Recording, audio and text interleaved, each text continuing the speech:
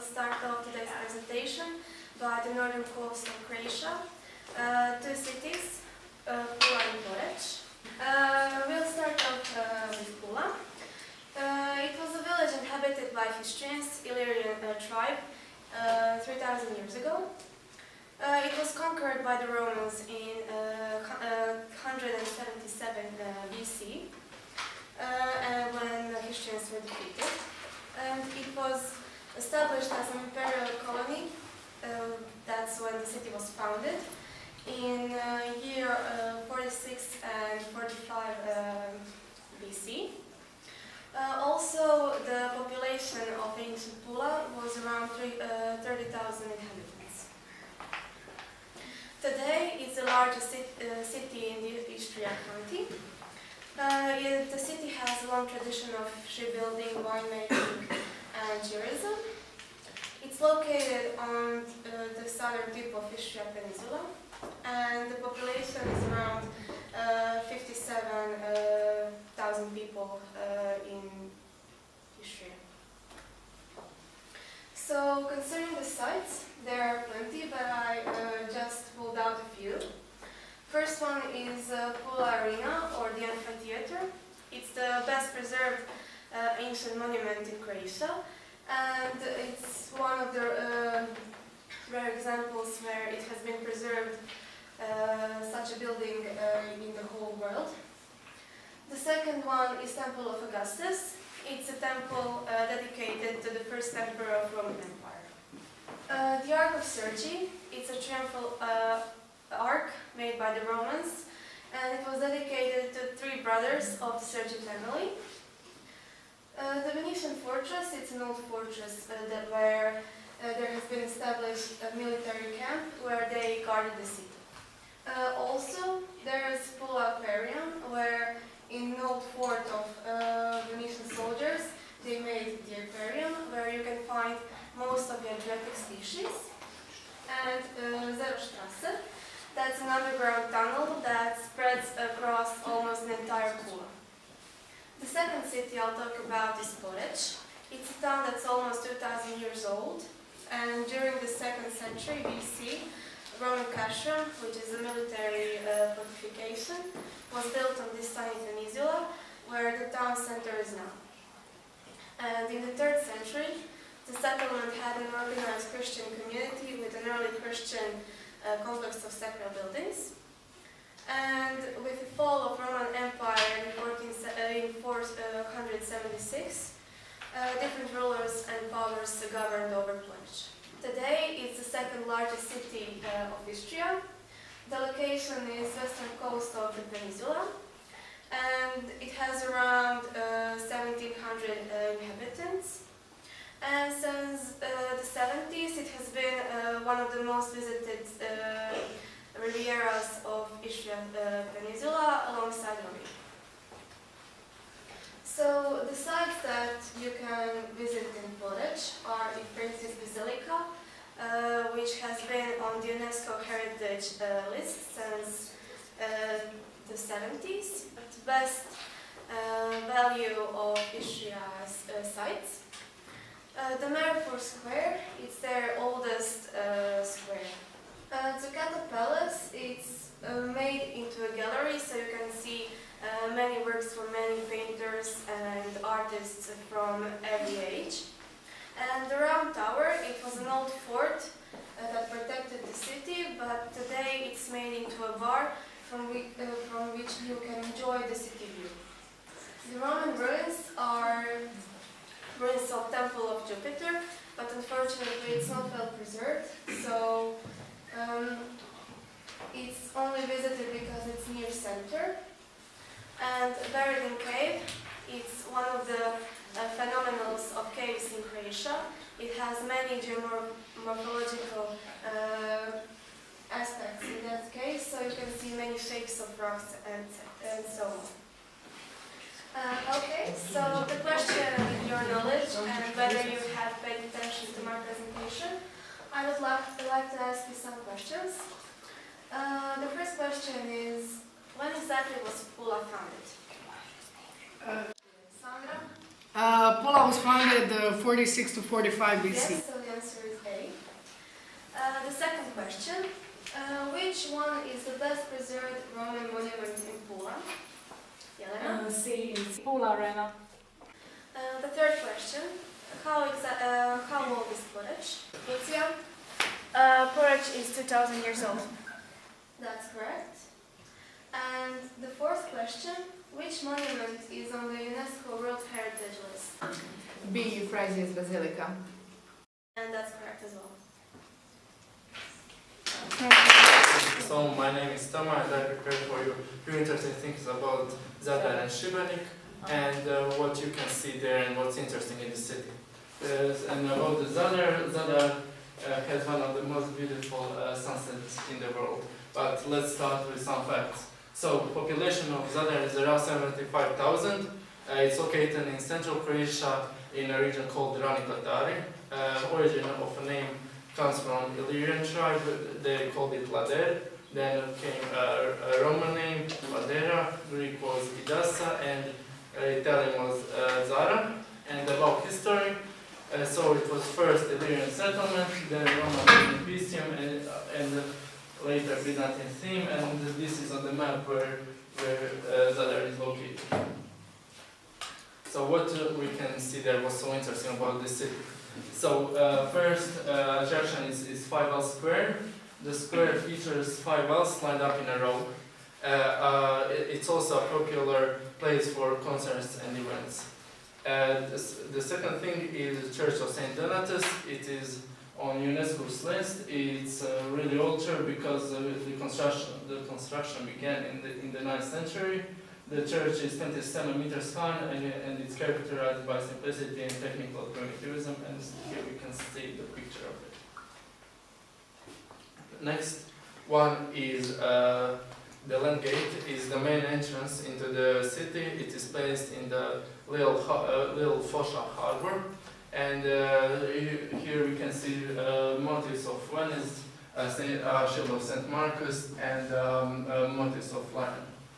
And the next one attraction is a little bit modern.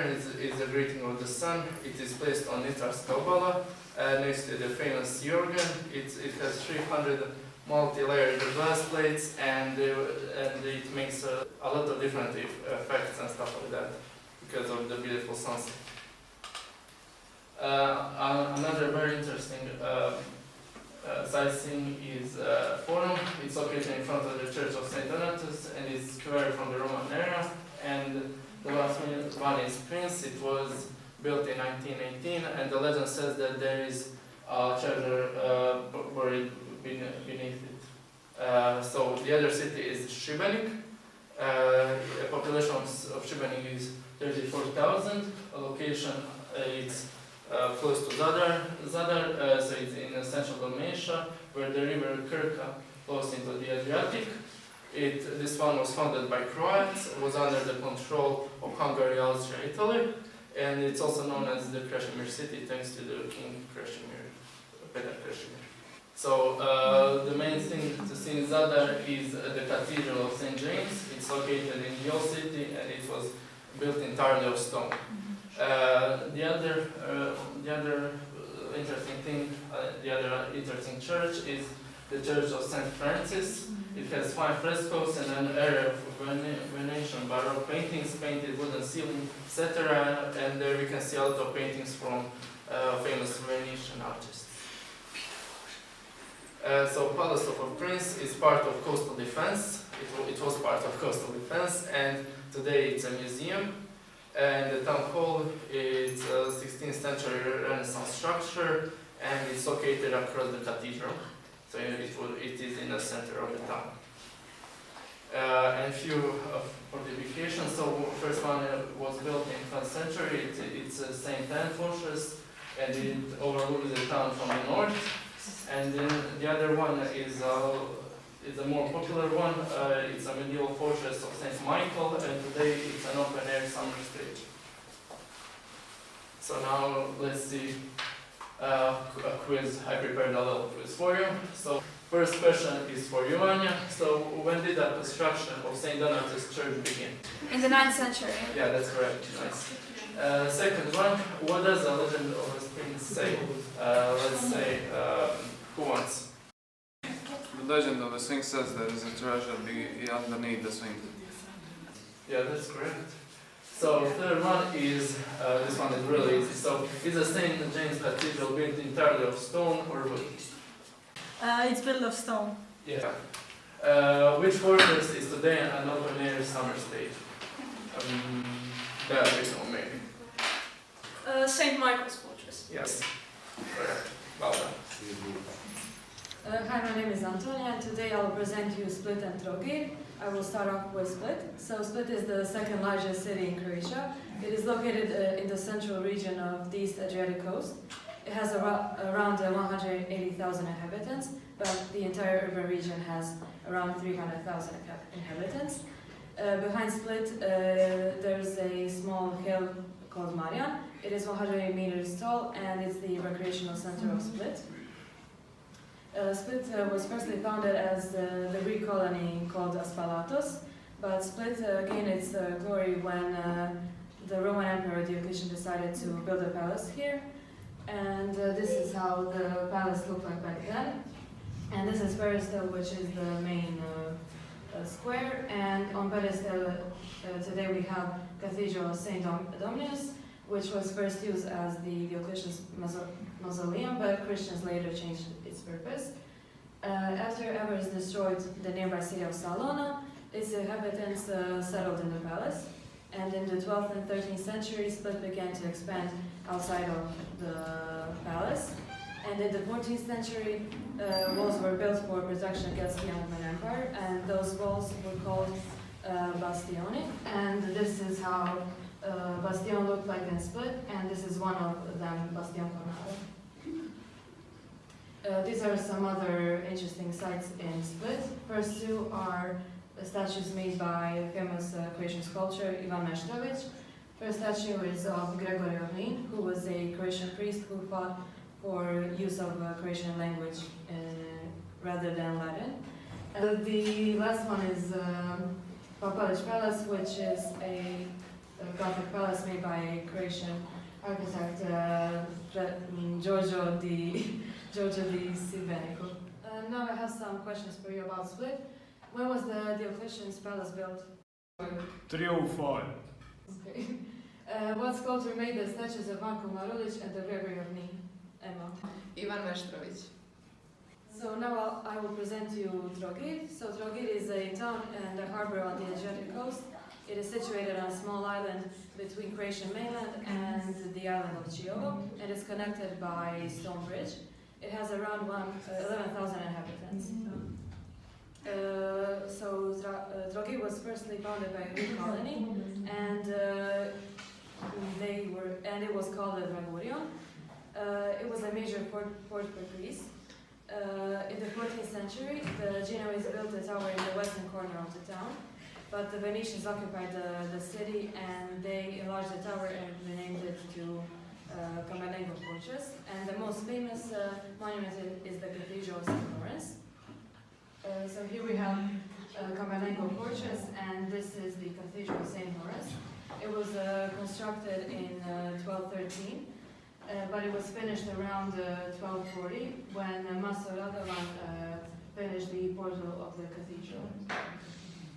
Other famous sites are Rector's Palace, which is today used as town hall. Then a small Romanesque church, the Church of St. Barbara, and the Typical Palace, which was a palace for a very noble Croatian family. So I have some questions about Trogir now. What is the Greek name for Trogir? Dragurion. That's correct. And what is the most famous monument in Trogir? Marita. Cathedral of St. Lawrence. Hi, my name is Marita. Today I'm going to talk about Dubrovnik. First, Latin name for Dubrovnik is Ragusa. It's a Croatian city located on the Adriatic coast. It's one of the most prominent touristic destinations in the Mediterranean Sea. And because of its importance, in 1979, UNESCO put it under its list of World Heritage. It has around 43,000 inhabitants. So I'm going to talk about history now. Ragusa was founded in the 7th century, named by a rocky island called Lauza. It's been standing on cliffs below Strč. It's geographical patron for 14 centuries. The sea straits that divided Laos and Mount Strč became shallow because of alluvium, and then Laos became a part of the land, and today it's the street of Strč. Now I'm going to talk about heritage and monuments because Dubrovnik is a really rich city. First I'm going to mention is the annual Dubrovnik Summer Festival. It lasts for 45 days and there are a lot of games, concerts and theater plays going on. Now I have to mention Stradun, which is the most famous street in Dubrovnik. It's favorited by Dubrovnik citizens and as well as tourists. Saint Blaise is the patron saint of Dubrovnik and his monuments are based all over the city. The city has many old buildings. One of the most important ones is Arboretum Trsteno. It's the oldest arboretum in the world and it was built in the 15th century. There's a lot of Renaissance buildings, even though the earthquake in 1667 destroyed most of them. But there are still some that show us what it still looked like before. One of the most important ones is Sponza Palace, which was built in the 16th century, and today it houses some national archives. The next one I'm going to mention is Rector's Palace, which is a Gothic Renaissance building, and today it's a really interesting museum. I have to mention St. Blaise Church because it was built in the 18th century as an honor for the St. Blaise. Then I think walls of Dubrovnik are most important because when you mention Dubrovnik, everyone knows about the walls. They are long around 2 kilometers and they go around the city. They were built to protect the vulnerable city at the moment. And the walls are thick around 4 to 6 meters. You probably all know that it was a really popular location for filming the HBO series Game of Thrones. I'm going to talk about Francis and Dominican monasteries as well because they're really beautiful and it's a popular location for a lot of tourists and local people as well. Last but not least, I will mention Orlando's column. It shows a knight, Orlando, which is holding a knife and a shield.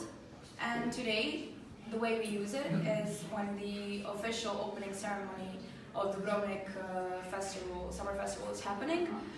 There is a Libertas flag that is hanging upon this column. Now I have some questions for you. The first one is, what is the Latin name for Dubrovnik? Antonia. Ragusa. The second one, in which century was it founded and how? Palma. It was founded in 7th century by the refugees of Epidavrum. And the third one, can you name a few important monuments, whichever you know? Mirko? The few important monuments in Dubrovnik are walls of Dubrovnik, Orlando's column and Rector's Palace.